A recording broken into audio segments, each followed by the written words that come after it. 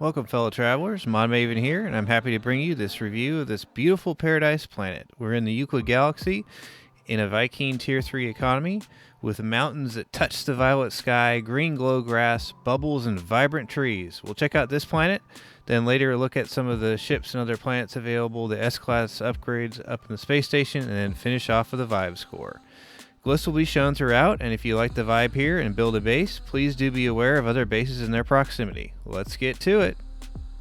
Alright, as you can see from the intro there, this has got some really high mountains, which is one of the reasons why I called it Jumpsuit, because it's a lot of fun to jump off these mountains. I wish there was a more graceful way to do it, but we're going to have some fun doing that anyway. It also reminds me of some of the jumpsuits and tracksuits from the 80s and 90s. You'll see that here in just a second in some of the trees, so let's get down there. Shouldn't there be a better way to fall? Look at this. Look at this silliness. Alright, as we come on down here, we start to see some of the trees and grass kind of come into focus here. Kind of reminds me of some of the old track suits and jumpsuits from the 80s and 90s. But anyway, pretty nice turquoise trees here. Cool tiger stripe pink and brown there. We got some kind of fuchsia and turquoise colors going on. Beautiful bubbles. This is a pretty bubbly planet, as you can see. It's pretty concentrated here, so it's really a pretty beautiful place down here in the valley. So this particular planet does not have any water, but it kind of makes up for it with these interesting huge mountain ranges that are a lot of fun. And then the color scheme of these trees and bubbles and everything is really nice. There's some of our first fauna there, a little glow on the back there. Nice little snout. I'm not sure what that long nose is doing, but we'll see that one in just a minute. We found a friend down here in the valley. Here's some of the fauna with some interesting spikes and purple splotches on him. He's pretty cool. And we saw, I think, the other gender of that one just a minute ago. So as we make our way over to the trading post to look at some of the ships, like I said, lots of bubbles on this planet. There's some of the white winged flyers that are on the planet as well. Wanted to mention too, you can kind of see it peeking out there on that mountain range there, but you do see some trees and grass, at the higher elevations. So there are definitely some places here, just about everywhere really, to build up on the mountains as well. So on this one, I built a base down in the valley, one of the valleys, and then I also put one up upstairs, so to speak, up in the clouds to do some jumping. So that's a lot of fun. So as the sun goes down here, one thing I didn't mention, hey look, it's glow grass. Pretty sweet. Looking good at night here too. So we'll make our way over to the trading post, take a look at some of the ships in the system, and then we'll jump out to space and look at the space station and some of the other planets in the system. Alright, as we get to experience another lovely sunrise, had to wait for the sun to come up so we could see some of these ships. But anyway, in any system you're going to have 21 different configurations of ships. So that's going to be the colors of the ship, the nose type, the wing type, kind of like that shuttle there and the fighter there. So it's just different configurations. So you're going to have 21 different configurations. You're going to have 7 for the predominant race. So because we're in a Viking economy, you're going to have 7 different fighters. Then you're going to have 3 different haulers, 3 explorers, 7 shuttles, and 1 exotic. Quick reminder as well, in a 3-star economy like this, you have a 2% chance of an S-Class spawning for you. So you may have to wait a bit for an S-Class, but the chances are there. It's only a 1% in a 2-star, so a little bit better chance there.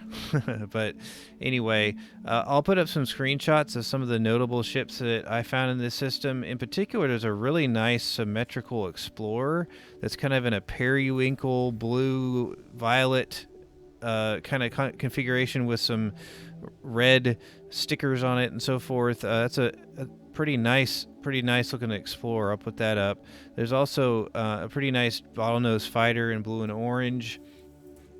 There's a jet type fighter that we'll see more of up in the space station. There's a couple of configurations of those.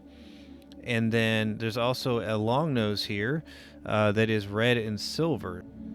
All right, out here in the system, I wanted to go over the other planets available real quick. I have some screenshots of these, so we'll put those up. But first we have here a frostbound planet. And then over here we have a vapor planet. There's a couple of planets in here that have some really nice color palettes. Actually, this vapor planet is actually really nice. It has the little glowing huts in there, and some nice trees and mushrooms, and kind of a nice green color palette. So that's actually a pretty nice planet. Come over here, and we have a parched planet, and then we have a scorched planet,